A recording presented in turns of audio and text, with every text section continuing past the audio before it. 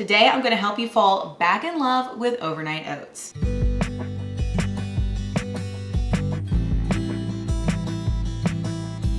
Hey everyone, it's Caitlin and welcome back to another video. If you're new here, I post simple, delicious, and vegan recipes that everyone can enjoy. So if that sounds good to you, make sure you're hitting the subscribe button so you see all of my content. Today we are tackling overnight oats. Overnight oats is certainly not a new concept. Honestly, it helped me get through several years of college when I just needed to get out the door in the morning and I didn't have time to make breakfast. It's great for meal prep, it's great for back to school. It's also great if you're not doing either of those things. I just think it's a very easy and convenient breakfast and a great way to stay full until lunch. That being said though, we are coming to the close of summer and the start of back to school season. So I wanted to share 4 of my favorite overnight oat recipes with you.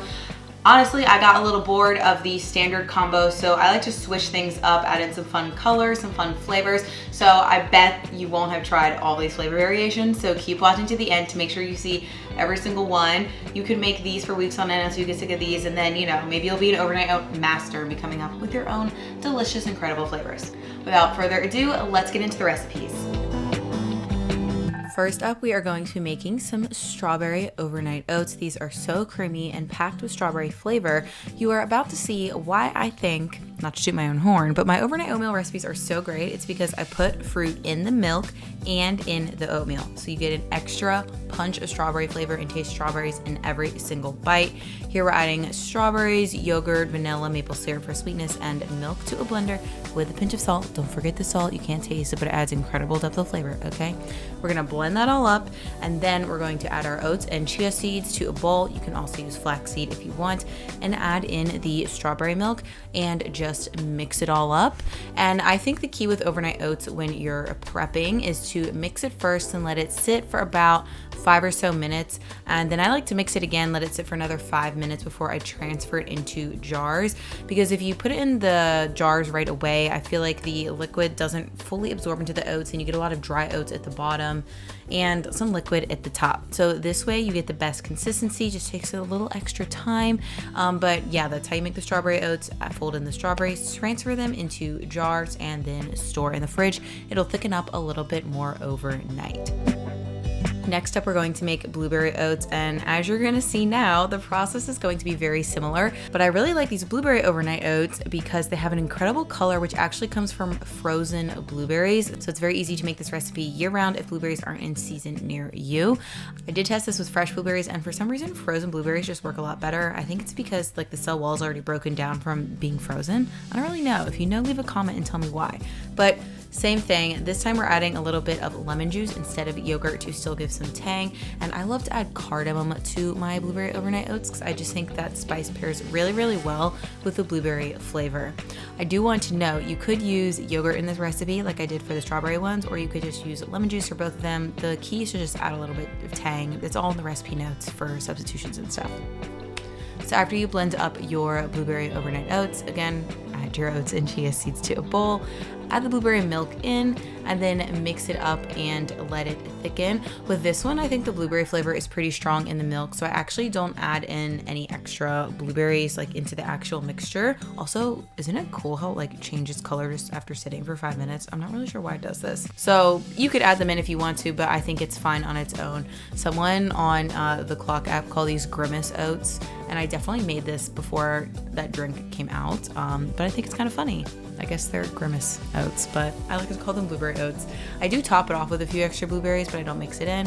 And I really like to enjoy this with some pumpkin seeds and a drizzle of tahini. Almond butter is also really delicious, but you can top this however you want. Next up, we're going for a tropical vibe, and we're making some mango overnight oats. I like this one because mango oatmeal isn't something that I would normally think of, but after I tried this, I realized how good it was, and oh my gosh, we all need to be making this. So again, I'm adding a fresh mango to a blender, and instead of using like a thinner milk, this time we're using coconut milk, which is gonna make it extra creamy. We're also gonna thin it out with just a touch of water because, you know, we don't need to be eating a whole can of coconut milk for breakfast unless that's what you wanna do. For some reason, blending the mango and the coconut milk made this a really weird texture. I think because the coconut milk is thicker, as you can see here, it's kind of like chunky, and at first I was really scared. But as you'll see, once you mix it in with the oats, it just becomes thick and creamy. So please don't let that stop you from trying this delicious recipe. So for this one, for our tang, as you could see earlier, we're using just a touch of lime juice because I think mango pairs really well with lime, and I sweetened it with agave, but you can also just use maple syrup. And in this one, I did want to add some fresh mango. That being said, with this recipe, you could also use frozen mango too. I just recommend thawing it first if your blender isn't like super high speed, but if it can blend anything up, you could just toss the frozen mango in right in there instead of using fresh, which is a great way to be able to enjoy this year round and feel like you're on a tropical vacation, even if you're not. Last but not least, we're still using a fruit, but we're doing a lemon poppy seed oatmeal. I feel like lemon isn't a flavor that I think of super often in terms of oatmeal, but I love lemon poppy seed like literally anything. So I thought this was a fun variation and also great to make year round because lemons are pretty much always available at the grocery store. So this one we don't need a blender at all, so this is great for my friends who don't have a blender. We're starting with lemon zest and lemon juice to give this oatmeal a very, very strong lemon flavor. It's not like sour or overpowering, but you know, we want it to taste like lemon. And then again here, I actually am using a coconut milk just because I think it adds a nice creaminess to this recipe.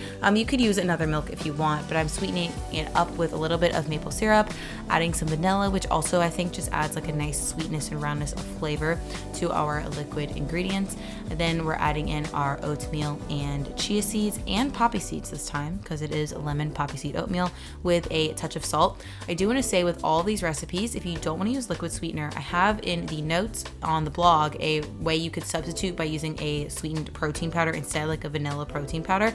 So definitely check that out if you're looking for a higher protein breakfast option. These are all really great and filling, but adding the protein powder will just make it even more filling and give you an extra boost of protein.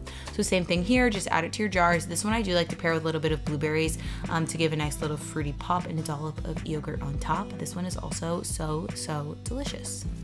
All right, friends, and there you have it. Leave a comment down below to tell me which one of these recipes you want to be making first. They're honestly so good, but if I had to pick a favorite, I think it would be the strawberry ones. There's just something about that flavor. It seriously tastes like you're eating dessert for breakfast. As always, you can find all the full recipes linked in the description of this video. And while you're there, you should sign up for my email list and newsletter. I send out free recipes all of the time, and I post recipes on there that I don't always post on YouTube. So for example, with this video, I have one more recipe that I didn't film for here, but I already posted on Instagram and TikTok for some peaches and cream overnight oatmeal. Overnight oats. Oatmeal? Oats. I think it's oats if it's raw actually, but people say overnight oats more. I don't know, I'm getting too in my head about this. But anyways, peaches and cream overnight oatmeal. It looks delicious. You can have that recipe too. Make sure you follow me on other platforms because I'm always posting more content on there that I'm not necessarily posting on YouTube, but it's still just as delicious.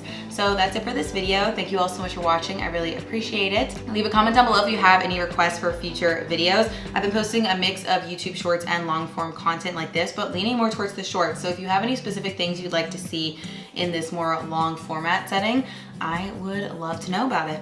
So I'm gonna sign off here. I hope you're doing well and taking care of yourself. Now go forth and make some delicious oatmeal. All right, I'll talk to you guys later. Bye.